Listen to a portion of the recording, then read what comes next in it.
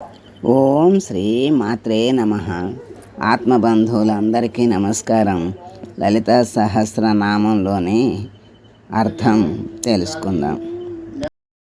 495వ నామము మణిపూరాబ్జ నిలయ.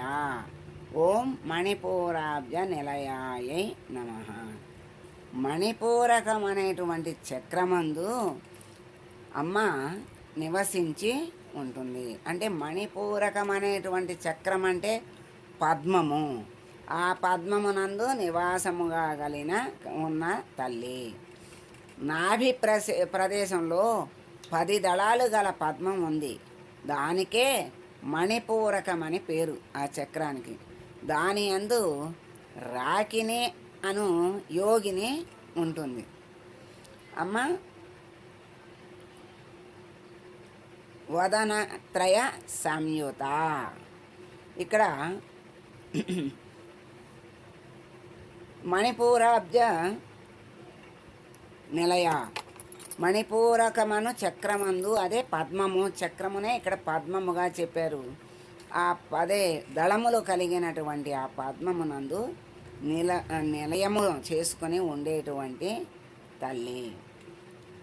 ఇప్పుడు లాకినీదేవి స్వరూపంలో ఉన్న తల్లి.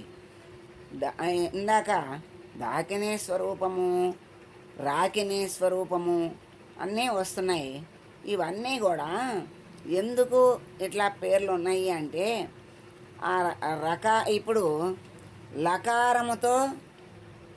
లకారముతో న్యాసము, తర్వాత బీజము కలిగినటువంటి మంత్రములు కలిగిన తల్లి కనుక లాకిన్యంబ అంటారు. అదే రాకిన్యంబకి రకారముతో రకార బీజము న్యాసము ఉన్న తల్లికి రాకిన్యంబ అని పేరు వచ్చింది.